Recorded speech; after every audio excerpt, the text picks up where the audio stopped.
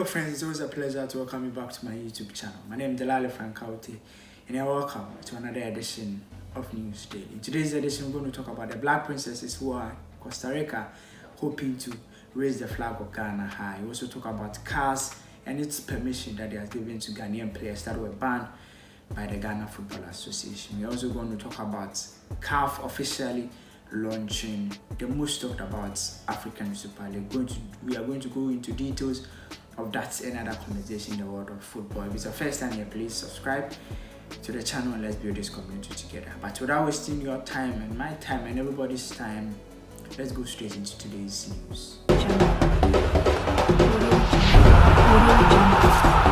Awesome. So today we're going to start from Costa Rica, where the Black Princesses are hoping to make history for the first time in the ongoing Women U20 World Cup. So the Black Princesses have made it to the World Cup for the 6th consecutive time, but always fails to go past the group stages. But this time around, the Stars, or our ladies, are hoping to, for the first time in the history of Ghanaian women football, manage to go past the group stages. But it's not an easy task because they are going to face, their first game is going to be against USA, one of the powerhouse in women football.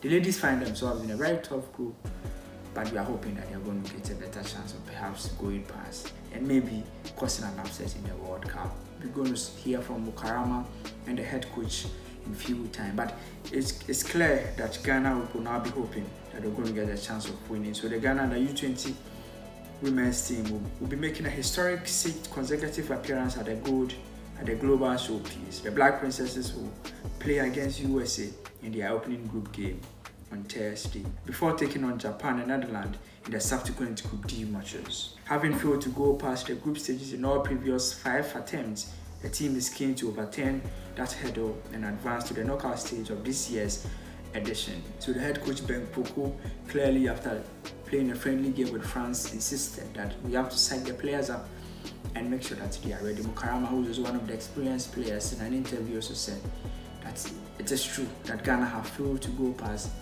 the group stages, but this time around they believe that they can do that. They are going to play their first game at exactly 5 p.m. That's 1700 GMT, which is around 5 p.m.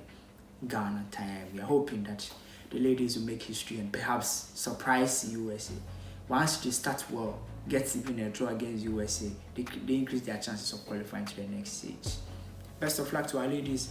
Fingers crossed for them. I'm going to update you on everything that happened there. Let's move to our next story, which is about Ghanaian players that plays in Ghana and something that happened today. So the Courts of Arbitration of Sports, that's CAS, has granted a stay of execution and have lifted a ban on players that were banned in the Inter-Allies and Ash Gold saga. So you remember that there were some few players, I think 21 players, more than 21 I should say, that were banned by the Ghana Football Association after the GFA charged them and found them guilty of engaging in match manipulation, or what you call a match of convenience. However, 21 players' names were submitted by the PFAG to CAS to find a way perhaps give them the opportunity to go back and play football again. And some good news, CAS earlier on, a ruling came out, CAS indicating that they have granted stay of execution. That literally means that the players that were initially banned have been given the permission to go ahead and play for their various clubs whilst the merit of the case is being determined. So instead of them being punished whilst we are waiting for a final verdict from CAS, they've said, okay, go and do your business. Any punishment does not start now until you are all found guilty or not guilty. So maybe the players can go back to their business. The players include there are literally 21 players from Inter-Allies, a lot of experienced players that were on the radar of moving out of Ghana and also staying in Ghana. But now is a good news. And then congratulations to PFAG, kudos to them. This is basically why they are there, to make sure that players are well protected in football, and that is very good.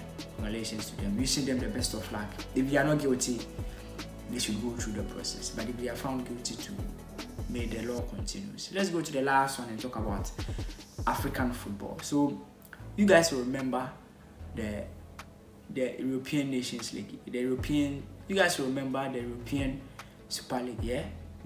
There's one there's a similar one going to happen in Ghana. The CAF president indicated that the tournament is going to raise over $100 million, and each country that will participate in it will going to get around $2.1 million as a seed money as you start the tournament. But it's unclear where this money and these resources are going to come from. We're going to, in one of our explainers, you're going to pay attention to the tournament and go into details of that and perhaps give you better explanation of how the tournament looks like. But it is obvious, and the CAF president has stated it emphatically, that it's not going to be like the nation.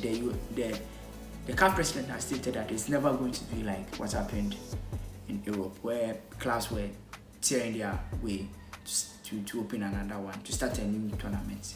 He has indicated that this is not going to be like that, but fingers crossed. We're going to look at how it's going to start. So in today's edition, we talked about Ghana U20 team. There's a women U20 team, Black Princesses, participating in the World Cup that is happening in Costa Rica. We also talked about CAS granting stay of execution. We also talked about CAS granting stay of execution to Ghanaian players that were banned. And we also talk about the CAF Super League. Until we meet again, my name is Delale Frank Kaute. It's always a pleasure to talk to you. Bye-bye for now.